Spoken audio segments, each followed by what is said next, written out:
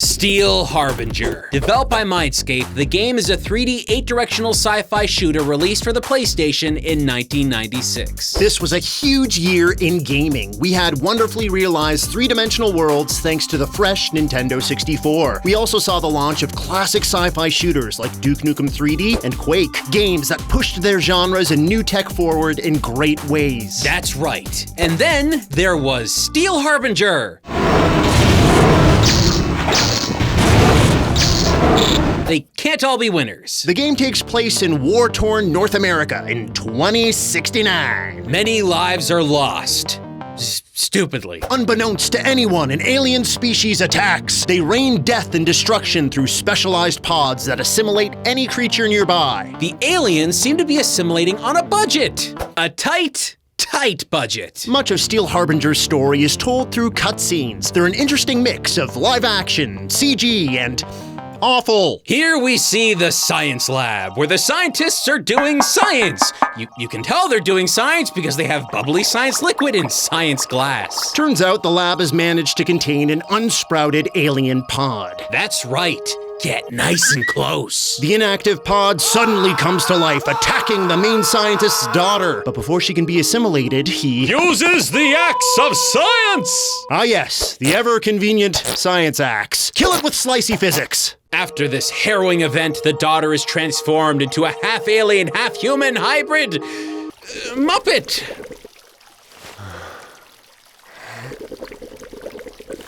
Her hair is made of the scrubbies from a car wash. Her obese eyebrows make her look like she's in a constant state of surprise. If I had to make someone look like an alien, I don't think I would have drawn all over their face with a Sharpie, but here we are. Bad makeup and costumes don't stop here, though. Outside the lab, every soldier looks like they're decked out in paintball gear. To no one's surprise, they're extremely ineffective at fending off the aliens. Jimmy, let's see your war face!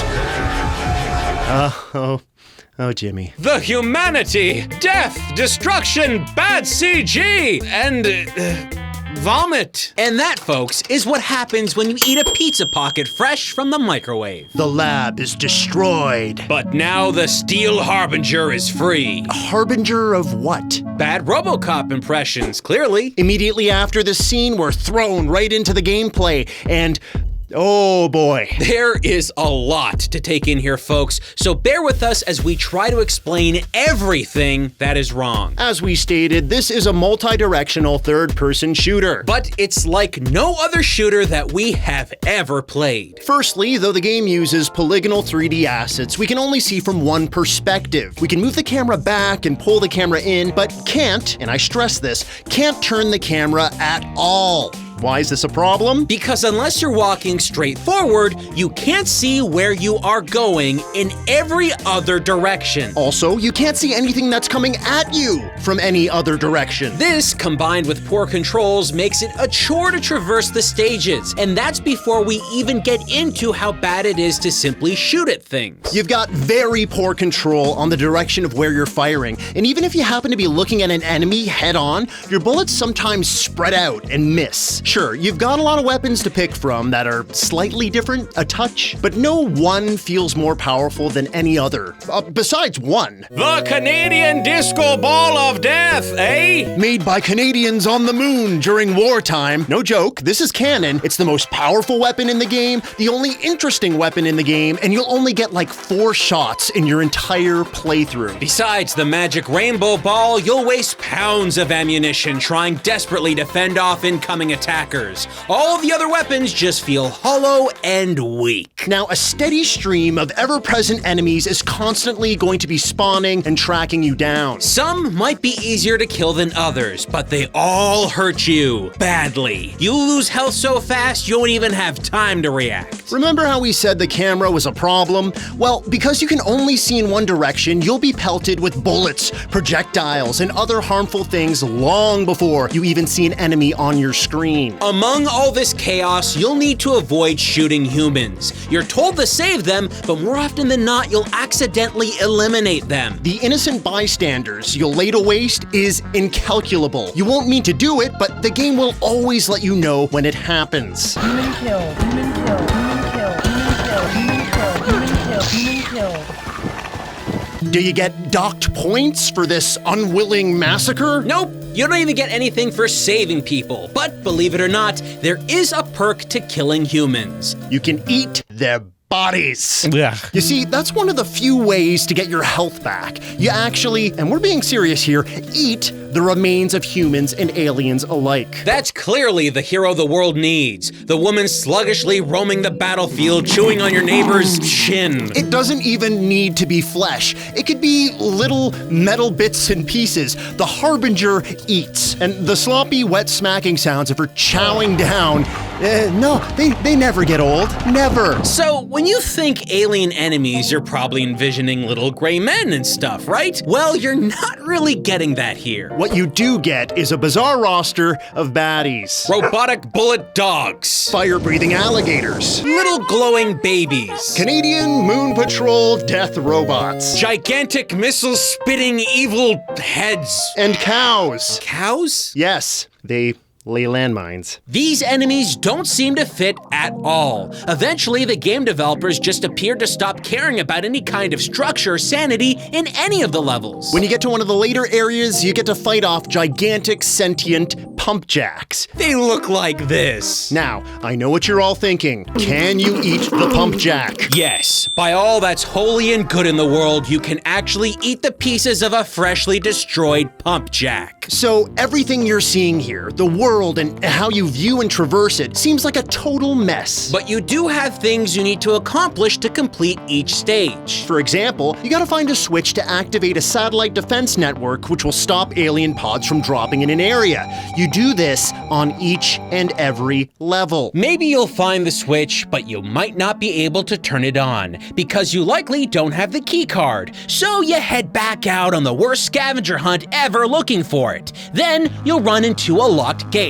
Surprise, surprise, now your hunt for the first key card has to be put on hold while you find the switch that will unlock this gate. Hopefully you find that switch, but that switch is also locked. So now you have to find the key for that switch, which happens to be a dismembered human hand. Shouldn't be too hard to find in a world where body parts are tossed around like sprinkles on a birthday cake. Oh, it's not even one hand you'll need to find, it's several for multiple gates. It's a never-ending nightmare of a fetch quest.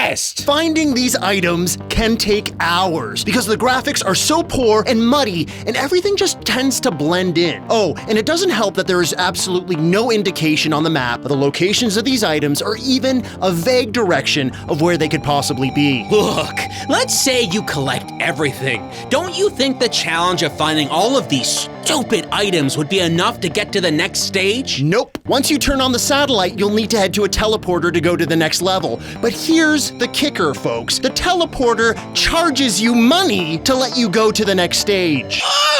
So now you need to go back out to the level to find actual freaking credit cards that give you enough teleport credits to use a teleporter to finally get to the next stage. And then there's the drudgery that is saving your game. To do this, you'll need to use the teleporter to go to one special spot in the whole wide world that has a save point. You'll need to transport multiple times, loading stage on stage, which takes way too long to do. To break up the sheer monotony of all of this awful gameplay, tossed into the mix are a bunch of choice live action and CG cutscenes. Grab some popcorn, folks. It's time to watch some cinematic art. Here's a news broadcast.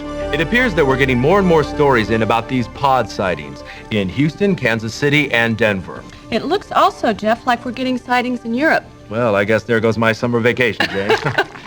We at Station K-Bot want to remind you that at this point, these sightings are unconfirmed. We have no solid information as yet.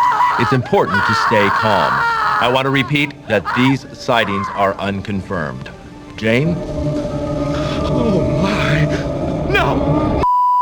Are you serious? How did you not hear her screaming to death? Let's keep going. In the footage you are about to see, farmer Wilma Johnson is being attacked by a cow. Fortunately, her husband, Zeb, was there to capture the tragedy on video. Zeb! Help me, Zeb! Put the camera down, you farmers, help me! Is this supposed to be funny? And here is how they end the broadcast. Despite our dwindling staff, we at K-Bot intend to follow and report this story to you as long as it is physically possible. Oh, but he's not dead, folks. There's one sequence more. This is Jeff Darling reporting to you from the Twin Lakes District. I am standing next to what appears to be a pod. Eyewitnesses report it streaking to the ground at about 5 a.m. this morning. Wait a minute, I think something's happening. It appears we're having some technical difficulties. I just want to stop this for a second. This newswoman is holding her temple. That's not how an earpiece works.